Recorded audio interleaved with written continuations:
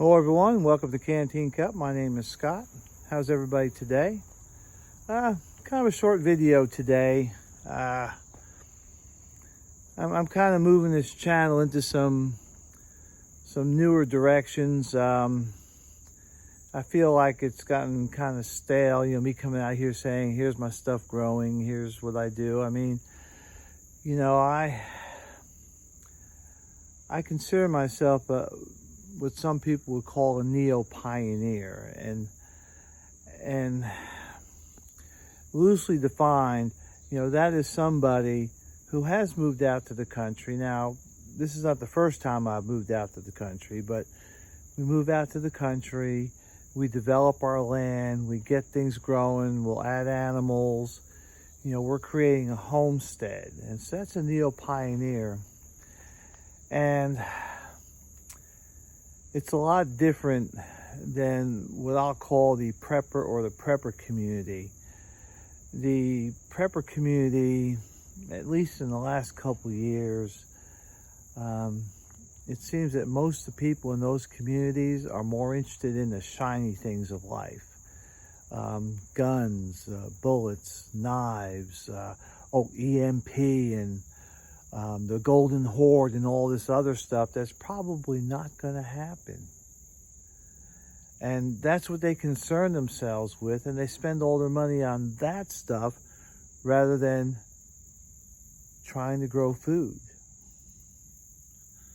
It's just not my gig, and so I'm moving away from that a little bit, and I'm going to cater my channel probably a little bit more towards the communication side of things. I am responsible for a fairly large community of communications effort, and that's where I spend most of my time, besides my property. As you can see over here, it's gotten overgrown, and that's mainly because we went through a bout of COVID. I had COVID and stayed home and was 3 or 4 days out. My wife got COVID and had gone to the hospital, was in the hospital for about a week, and she is still home recovering, and so my focus is on her. And then once she's a little bit better off, then I'll come back out here and start on this again. But this is just mulch for next year, so no big deal. But I wanted to talk about practical and tactical, or practical tactical communications, and how that really kind of works. I've run across a bunch of people in the communications sphere. I've been a ham radio operator for over 25 years. I've been involved in emergency communications for over 20. I've actually deployed to real disasters, providing real communications during those disasters. So, I have a pretty good body of knowledge. I have a lot of training in communications. I've done communications for other organizations than the one I'm currently in. So I've almost been there, done that. But what I see, and I'm going to kind of go back to the prepper community a little bit, and I know this doesn't apply to everybody, but it applies to a lot of people that I have kind of run across over the years. And I would go to an event, a prepper community sponsored event, and I would talk to people. And I'd say, hey, what's your call sign? Oh, I can't give it to you, man. OPSEC. Well, do you get on any nets? Oh, no, OPSEC. I can't, we're keeping that a secret. And that irks me, because to be an effective communicator, to be an efficient communicator, it takes practice. You have to get up and practice your craft. And if you're not practicing your craft, then how good are you? If all you're going to do is get your license and buy radios and then keep them stored up in some Faraday cage box somewhere, then what good are you to anybody? When the stuff hits the fan and someone says, hey, we need communications, and then you pull that stuff out after 5 years and none of it works, what good are you? Or you try to talk to somebody, and because you don't understand the flow of the net or the terminology used, and you double, the time it takes to communicate, what good are you? If you're one of those people, just take your radios and sell them. I'm serious. I'm serious about communications, because right now, we talk about communications, and we have cell phones, we have internet, we have laptops, iPads, Android, and it's all there. So we all sit there and say, well, it'll never go away. Well, sometimes it does. What do you do when you run out of power? What do you use to power your radios? Do you know how long your radios will last on whatever power source you're going to use? Are you going to use batteries? Do you know how long you can use your radio on that battery? Do you know how to set up your antennas? Do you know how to make an antenna? And so I'm kind of going on a little rant a little bit, but I really get, I'll say, agitated, because people do not think, or because it's not shiny enough, that's not where they spend their time. One thing, don't get me wrong, I'm not the perfect radio operator, and I have things that I need to improve on, but I am improving. One of the things I'm improving on is my CW skills. And someone says, well, why use CW? Because it's probably the most efficient radio communications out there. It uses low power over long distances or short. It's understood better. Even at 15 to 20 words a minute, which is about where I am now, so probably closer to 15. That's still better than hearing woo, woo, woo, woo, woo, woo, with somebody trying to talk. So I do that. I have taken my radios out in the field. In fact, last March, I went with my local club and we did a SOTA, which is Summits on the Air, and POTA, Parks on the Air, activation. And that's where you go out to a park and you set up field antennas, and you set up your field radio, and you set up with your field power supply, and you operate. I'm fixing to get ready to do that again. We had fun, but we also had a real busy summer with my business, and then the COVID struck. But we're gearing up to go again. I'm that far away from getting out again and doing some more of that. And so, if you're going to be a communicator, practice.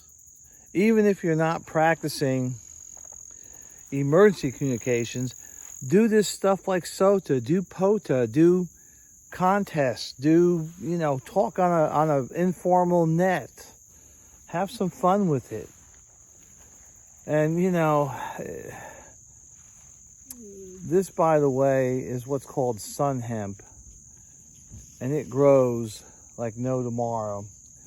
Again, I use it, I'm gonna chop it and drop it, and it just becomes more organic material for the ground here, which is kind of slow, but I've let it get a little bit higher than it should get, but I'll start cutting it down probably in the next couple days, once the weather clears up a little bit and once my wife is in a little bit better shape.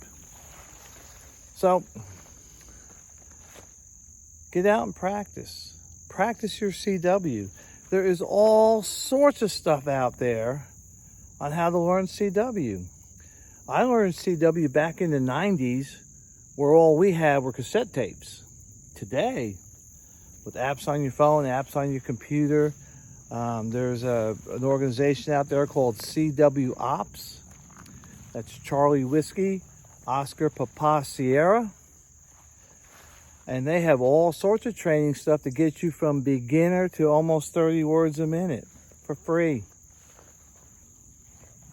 But it's a good skill to know. Even, most people that I hear are probably in the 15 to 20 words per minute. And yeah, there are people, I have friends that are up in around 30. But get yourself up to 15 words a minute. If you're going to be a communicator, be a communicator. Understand the properties of all the different bands and what works when and why it works that way. Understand your equipment. Take your stuff to the field and go set up and have some fun.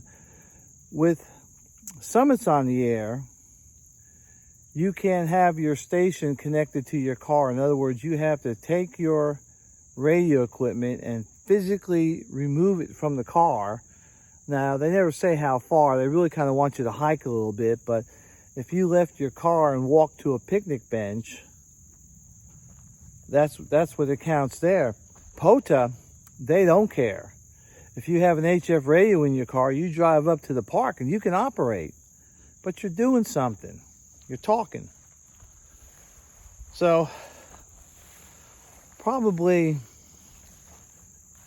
with my channel here, it may move a little bit. I may move more into some of the other aspects of communications and a little less about the neo-pioneering stuff, because most of you are not overly interested in this sort of thing. At least not yet. If things turn sour, then you'll be really interested. But, I'm doing things to get my land ready so that if things go bad, I'll be okay. Maybe not overly happy, but I'll be okay. And that's where you should be heading.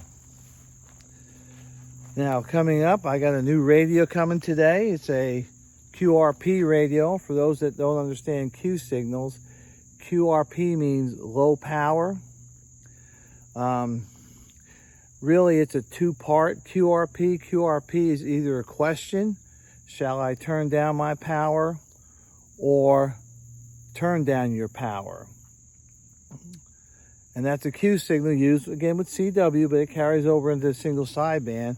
So when we typically say, I'm operating QRP, that's typically understood to mean operating with 5 watts or less. And you can do a lot of amazing things with 5 watts or less, but you won't know until you go out and do it. You won't know until you take your gear out, set your gear up, and do it.